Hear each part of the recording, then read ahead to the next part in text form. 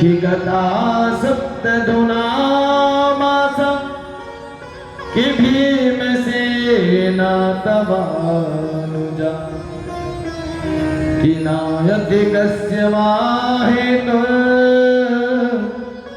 कि नाहं वेदमजंजसा। चारों तरफ वह बालक देखने लगा, भगवान को पता चला भगवान आए और दिव्य दर्शन दिए भगवान ने उस बालक को, और भगवान ने उनका नामकरण संस्कार किया, क्योंकि वो परीक्षा में पहले ही पास हो गया था, इसीलिए भगवान ने उनका नाम परीक्षित रखा। बोलिए परीक्षित महाराज के। और भगवान अर्जुन को लेकर के पुनः द्वारिकापुरी चले जाते हैं। कुछ समय तक पूरे देशों में भ्रमण करते हुए भगवान अर्जुन को लेकर के द्वारिकापुरी गए। और जब द्वारिकापुरी गए, इधर सब लोग सोचने लगे कि आज तो केशव चले गए, अब क्या करें। और इधर जब भगवान द्वारिकापुरी गए, सारे यदुवंशी आपस में लड़ के अपना भी प्राण त्याग दिए। अंत समय में भगवान भी इस गोलोक धाम को छोड़ करके चले गए। धर्मशास्त्र कहता है भक्तों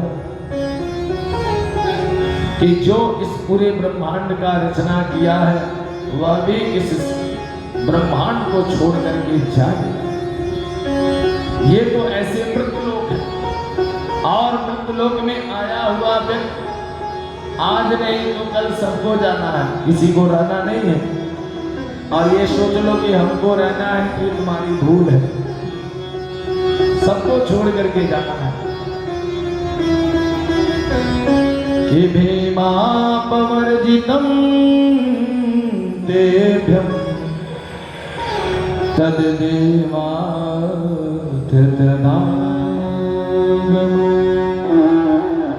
जब भगवान इतना धाम को छोड़ करके चले गए, अर्जुन वापस आए। अर्जुन जब वापस आए, मुख मलिन उनका था, मन उदास था।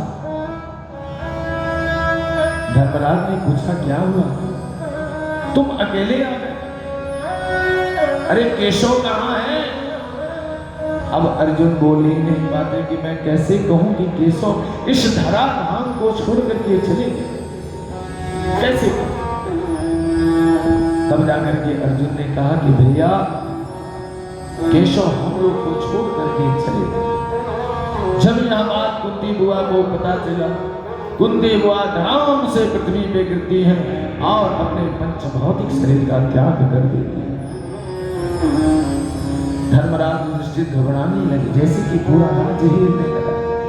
बोले जिन भाइयों के लिए मैंने इतना युद्ध किया, केशव मेरे साथ थे, किस वस्तु के लिए, संसार की भौतिक वस्तुओं के लिए मैंने भाइयों से युद्ध किया, आज मेरे वहां कोई नहीं रहेगा। और इधर कुछ समय व्यतीत के बाद परीक्षित को राज सिंहासन पे आरूढ़ करके सारे पांडव स्वर्गारोहण के लिए निकल पड़ते हैं। बोल वृंदावन बिहारी लाल की जय हो। श्री कृष्ण गोविंद हरे मुरारी, हे नाथ नारायण वासुदेव। श्री कृष्ण गोविंद हरे मुरारी, हे नाथ नारायण वासुदेव। कृष्ण गोविंद हरे मुरारी, हे नाथ नारायण वासुदेव। श्री कृष्ण गोविंद हरे मुरारी, हे नाथ नारायण वासुदेव। हे नाथ नारायण वासुदेव, हे नाथ नारायण वासुदेव। हे नाथ नारायण वासुदेव, हे नाथ नारायण वासुदेव।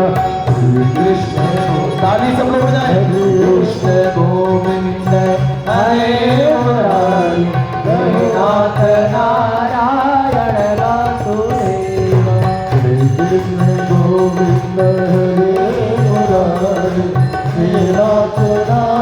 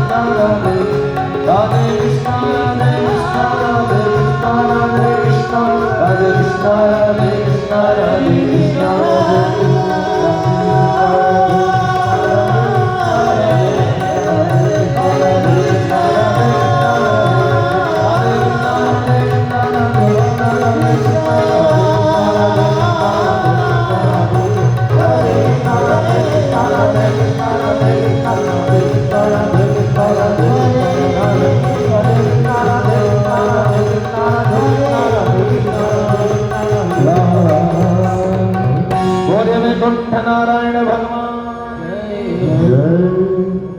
पांडव लोग स्वर्ग रोहण के लिए निकल पड़ते हैं और कुछ आगे जब गए सारे लोग अपने अस्त्र शस्त्र से लैस थे। महादेव का दिव्य दर्शन हुआ केदारनाथ और महादेव का दिव्य दर्शन हुआ केदारनाथ। महादेव ने कहा स्वर्ग की अभिलाषा ऐसी स्वर्ग की संपदा प्राप्त होने वाली नहीं, और तो जब तक आप अपने जीवन में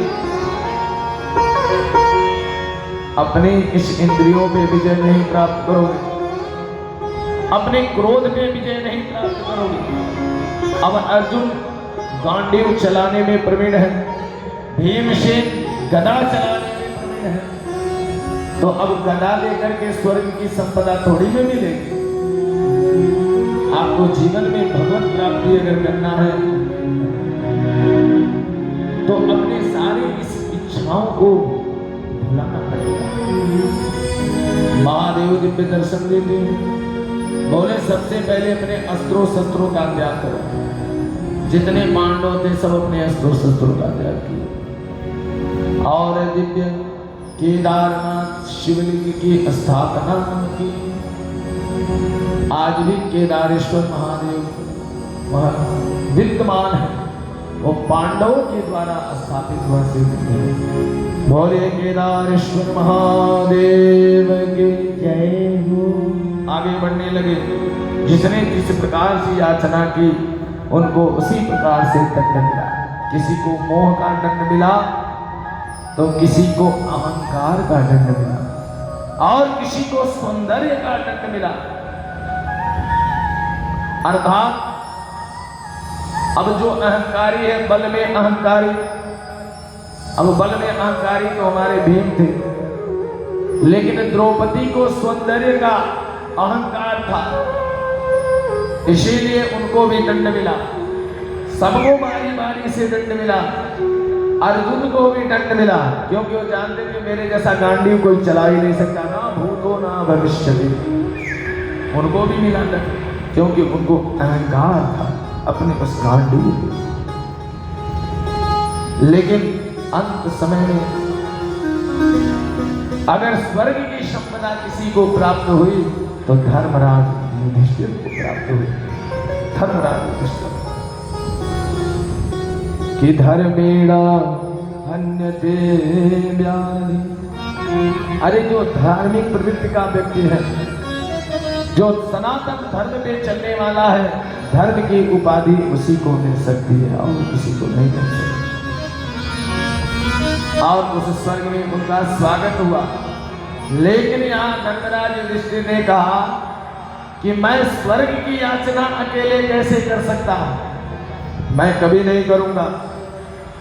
क्यों? यमदेव ने पूछा क्यों? उन्होंने कहा कि मैं अकेले स्वर्ग की याचना करूं।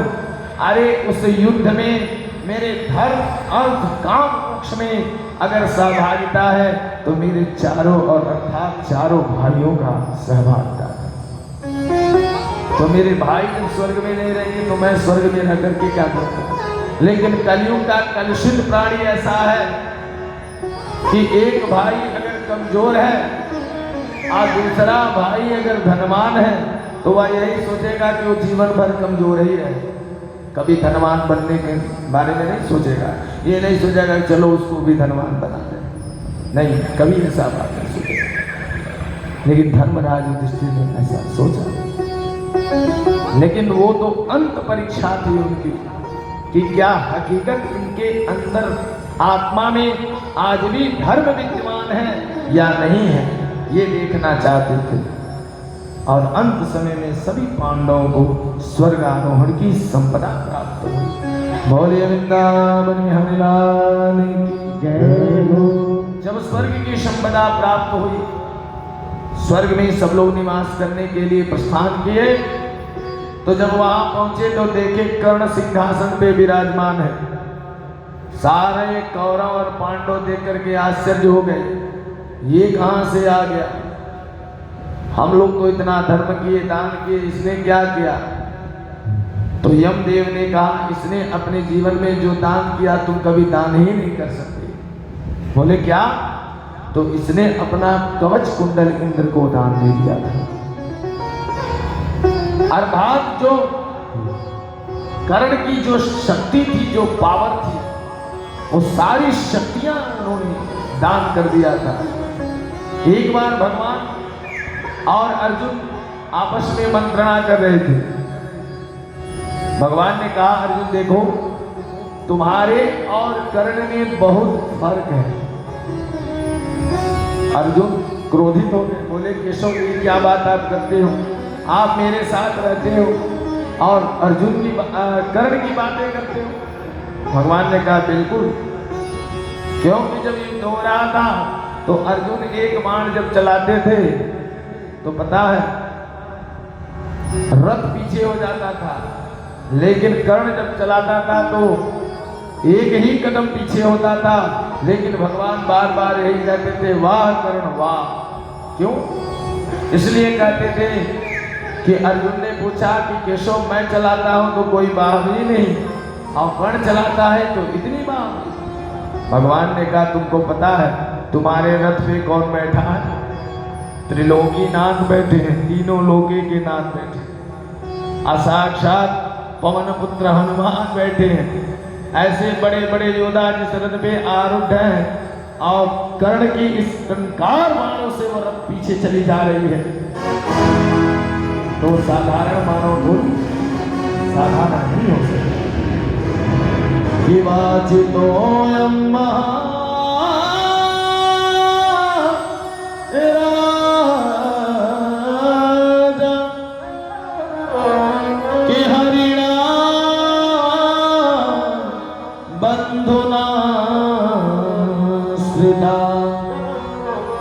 भगवान क्या है कि दोनों में बहुत फर्क है। तो बोले क्या करूं? भगवान ने कहा रुको मैं परीक्षा ही ले लेता हूं। भगवान ने कहा अर्जुन देखो यह स्वर्ण सुमेर पर्वत है, और इस स्वर्ण सुमेर जो पर्वत है, इस पर्वत को सबको बराबर बराबर बांटना है। कैसे बांटोगे? बोले जरूर करूंगा। जाओ। अर्जुन सोना बांटते बांटते थक गए, लेकिन सायंकालीन की बेला हो गई। बोले अब तो मैं थक गया हूं, अभी इतना सोना बाकी है और मैंने सबको बांट दिया। तब तक कर्ण आया। भगवान ने कहा कर्ण ये सुमेर पर्वत है और इस पर्वत को सबको बराबर विभाजन करो। बोले अवश्य। और गए। उन्होंने कहा कि सभी ग्रामवासियों को बुला करके उन्होंने कहा कि ये सुमेर पर्वत है, इसको बराबर विभाजन कर दो, और बराबर बराबर विभाजन करना। और इतना कहकर के कर्ण वापस आ गए। भगवान ने कहा देखो अर्जुन, तुम्हारे और कर्ण में यही फर्क है, क्योंकि कर्ण के मन में किसी प्रकार का लोभ नहीं है। उसने कहा अब एक डिब्बा मिठाई यहीं रख दिया जाए और कहा जाए जितने भक्त हैं सब आपस में बांट लीजिए, तो कोई बांट पाएगा? पता चलेगा कोई एक ले लिया और कोई डिब्बे लेकर के चल दिया। तो यही फर्क था। तो स्वर्ग की संपदा उसे प्राप्त हुई। भोले सांवरे सरकार की जय। श्री कृष्ण गोविंद हरे मुरारी हे नाथ सुदेवा। श्री कृष्ण गोविंद हरे मुरारी हे नाथ नारायण वासुदेवा। गोपाल मेरी यह प्रार्थना, गोपाल मेरी यह प्रार्थना, भूलो नहीं नाम कभी तुम्हारा, भूलो नहीं नाम कभी तुम्हारा। निष्काम होके दिन रात गाओ, निष्काम दिन रात गाओ। गोविंद दामोदर माधव कृष्ण गोविंद हरे मुरारी हे नाथ नारायण वासुदेवा। ताली सब लोग बजाएंगे।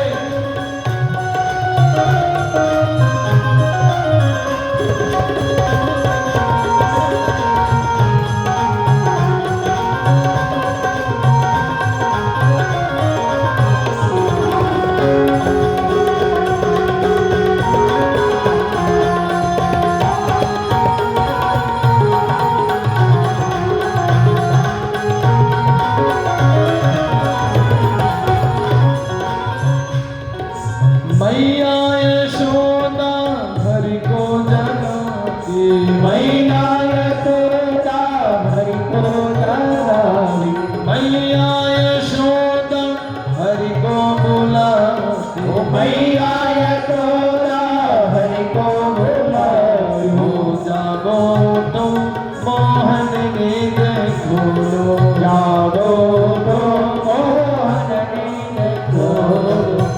यार माती तुमको पुकारे, यार माती तुमको पुकारे। हे नाथ नारायण वासुदेवा। श्री कृष्ण गोविंद हरे मुरारी हे नाथ नारायण वासुदेवा।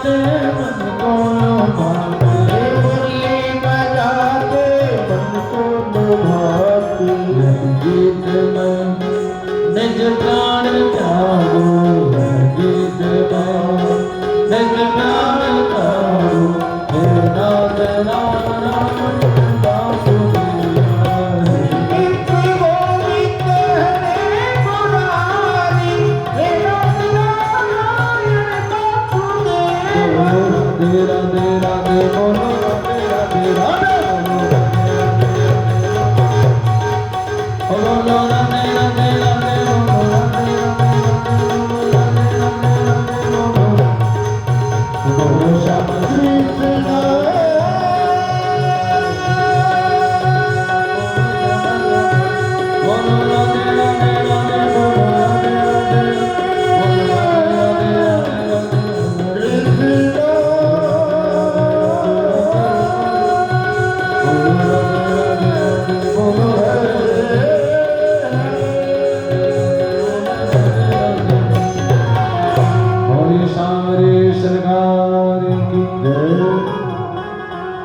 आगे की कथा में आता है, हमारे परीक्षित अपने एक छत्र सम्राट बने और अपने इस राज्य को संभालते हुए एक दिन वह शिकार खेलने के लिए निकले। जब अपने राज्य में भ्रमण करके वह निकले शिकार खेलने के लिए, तो जब आगे गए तो देखे क्या कि एक बैल जो है एक पांव पे खड़ा है और उसके बगल में एक गौ माता रुदन कर रही है। और जब वहां पहुंचे तो पीछे से एक काला कलूटा विशाल काय का जो दैत्य था, वह अपनी कमान से तलवार को निकाल करके बार बार मारने की याचना करता। जब राजा परीक्षित वहां पहुंचे तो दोनों बैल और गाय जो दोनों थी, ये आपस में मंत्रणा कर रही थी, वार्तालाप कर रही। राजा परीक्षित जाकर के पूछने लगे कि हे देवी आप कौन हो? बोली मैं गौ माता, मैं पृथ्वी स्वरूपी गौ माता हूं, तो आप रो क्यों रही हो?